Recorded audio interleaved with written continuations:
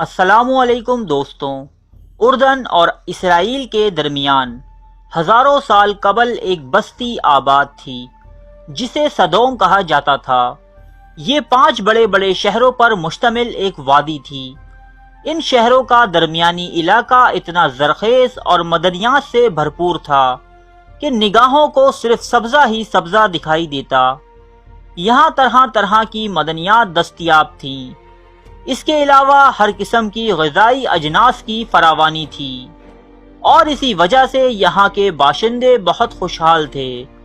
یہاں دولت و ثروت کی کوئی کمی نہ تھی، بجائے اس کے کہ یہ لوگ اللہ تعالیٰ کا شکر بجا لاتے اور اس کی اطاعت میں اپنی زندگی گزارتے۔ اس قوم نے نہایت سرکشی کا راستہ اختیار کیا۔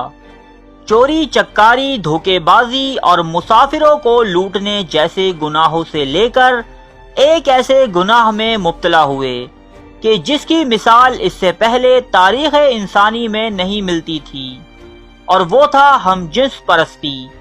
ان کے مرد مردوں کے ساتھ بدفعلی کرتے، جنہیں موجودہ زمانے میں گے کہا جاتا ہے، جبکہ عورتیں عورتوں کے ساتھ اپنی نفسانی خواہشات پوری کرتی۔ اسے موجودہ زمانے میں لیزبین کہا جاتا ہے، اور یہ کام یہ لوگ پوشیدہ یا ڈھکے چھپے نہیں کیا کرتے، بلکہ سرعام مجلسوں اور محفلوں میں منہ کالا کرنا اپنی شان سمجھتے۔ اس آبادی کی خوشحالی دیکھ کر لوگ تجارت وغیرہ کی غرض سے یہاں آیا کرتے، اور یہ لوگ انہیں دھوکے بازی سے لوٹ لیتے۔ اگر وہ خوبصورت اور کم سن ہوتا تو اس سے بدفعلی کا بھی ارتکاب کرتے۔ یہ قوم تھی حضرت لوط علیہ السلام کی قوم، جسے قوم سدوم کے نام سے بھی یاد کیا جاتا ہے۔ اس قوم کے گناہ اتنے بڑے کہ اللہ تعالیٰ نے اس بستی کا نام و نشان تک اس دنیا سے مٹا دیا۔ اس سرسبز اور شاداب وادی کی جگہ آج ایک نمکین پانی کی بدبودار جھیل موجود ہے، جسے دنیا بحیرہ مردار یعنی ڈیڈ سی کے نام سے جانتی ہے۔ اس پانی میں اور اس کے ارد گرد بنجر زمین پر اب زندگی کا کوئی عنصر موجود نہیں۔ حضرت لوط علیہ السلام حضرت ابراہیم علیہ السلام کے بھتیجے تھے، اور آپ بھی عراق کے قدیم شہر ار میں پیدا ہوئے۔ اس کے علاوہ آپ حضرت ابراہیم علیہ السلام کی بیوی حضرت سارہ علیہ السلام کے بھائی بھی تھے، اور حضرت ابراہیم علیہ السلام پر ایمان لانے والے پہلے 2 لوگوں میں شامل تھے۔ جب حضرت ابراہیم علیہ السلام اپنی بیوی حضرت سارہ کے ہمراہ مصر پہنچے، تب حضرت لوط علیہ السلام بھی آپ کے ساتھ ہی تھے۔ مصر کے فرعون نے آپ دونوں کو بے تحاشا تحفوں اور مویشی کے ریوڑ سے نوازا۔ آپ دونوں حضرات اپنے اپنے ریوڑ کے ہمراہ مصر سے نکلے۔ سفر کے دوران آپ کے چرواہوں کے بیچ لڑائی جھگڑے ہونے لگے، چنانچہ حضرت ابراہیم اور حضرت لوط علیہ السلام بخوشی و رضا الگ الگ سمتوں میں روانہ ہوئے۔ حضرت ابراہیم نے فلسطین کی راہ لی، تو حضرت لوط علیہ السلام اپنے وقتوں کی خوشحال ترین بستی سدوم روانہ ہوئے۔ آپ نے یہیں رہائش اختیار کی اور یہاں کے بگڑے ہوئے لوگوں میں دین کی تبلیغ شروع کی۔ آپ انہیں سمجھاتے کہ تم جس ذلیل عمل کے مرتکب ہوتے ہو وہ تم سے پہلے دنیا کی کسی قوم نے نہیں کیا۔ اب بھی وقت ہے کہ خدا کے بتائے ہوئے احکامات پر عمل کرو، ورنہ اللہ کے بھیجے ہوئے عذاب کا نشانہ بنو گے۔ لیکن یہ لوگ اپنی مستی میں اس قدر مشغول ہو گئے تھے کہ حق اور صداقت پر مبنی باتیں بھی ان سے برداشت نہ ہوتی۔ ان کی محفلوں اور تنہائیوں کا محور صرف ایک ہی عمل تھا، اور وہ تھی فحش حرکات اور فحش گوئی، وہ بھی اپنے ہم جنسوں کے ساتھ۔ جب یہاں کے مردوں نے عورتوں سے تسکین حاصل کرنا چھوڑ دیا تو جواباً یہاں کی عورتیں بھی اپنی نفسانی خواہشات عورتوں ہی کے ذریعے پوری کرنے لگیں۔ حضرت لوط علیہ السلام کی تبلیغ کے جواب میں یہ ڈھٹائی سے کہا کرتے کہ ہاں ہم برے لوگ ہیں اور بدفعلی کرتے ہیں، لیکن تم تو پاک ہو، تمہارا اس بستی میں کیا کام؟ اور اگر تو سچا ہے تو وہ عذاب لا کر دکھا کہ جس سے تو دن رات ہمیں ڈرایا کرتا ہے۔ حضرت لوط علیہ السلام کی بیوی، بعض مورخین اس کا نام وائلہ بتاتے ہیں۔ یہ بظاہر تو لوط علیہ السلام کی بیوی تھی، لیکن اندرونی طور پر اسی قوم سدوم کی ہم خیال تھی۔ اس سے بڑی بدنصیبی کیا ہوگی کہ اللہ پاک کے ایک جلیل القدر پیغمبر کے ساتھ سالوں زندگی بسر کرنے کے باوجود اس عورت کو ایمان کی دولت نصیب نہ ہوئی۔ جب اس قوم کے گناہ اپنے عروج کو پہنچ چکے اور بہتری کی کوئی صورت نظر نہ آتی تھی، تب اللہ تعالیٰ نے چند فرشتے ان پر عذاب کی غرض سے بھیجے، جو پہلے حضرت ابراہیم علیہ السلام کے پاس پہنچے۔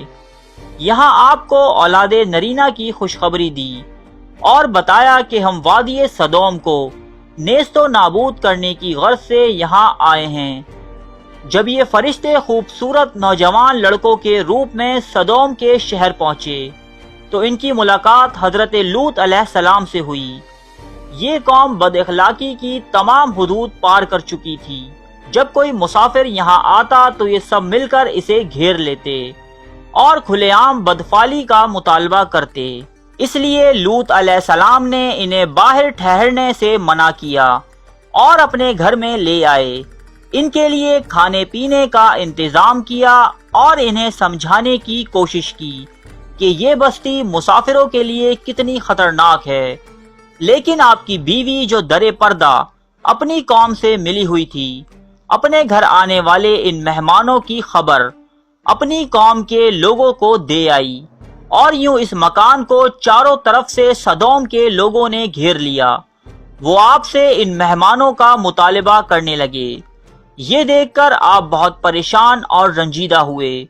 اس پریشانی سے نکلنے کی کوئی صورت نظر نہ آتی تھی۔ تب ان فرشتوں نے آپ پر اپنی حقیقت واضح کر دی کہ ہم اللہ کے بھیجے ہوئے فرشتے ہیں اور اس قوم کو اللہ کے حکم سے نیست و نابود کرنے آئے ہیں۔ آپ اپنے اہل و عیال کے ہمراہ اس بستی سے نکل جائیے، صبح تک یہ بستی فنا ہو جائے گی۔ حضرت جبرائیل علیہ السلام نے وہاں موجود کافروں کو اندھا کر دیا اور حضرت لوط علیہ السلام اپنے اہل و عیال کے ہمراہ یہاں سے روانہ ہوئے۔ پھر جبرائیل نے اس بستی کو زمین سے اکھاڑ کر دوبارہ زمین پر پٹخ دیا اور ان پر پتھروں کی بارش کی۔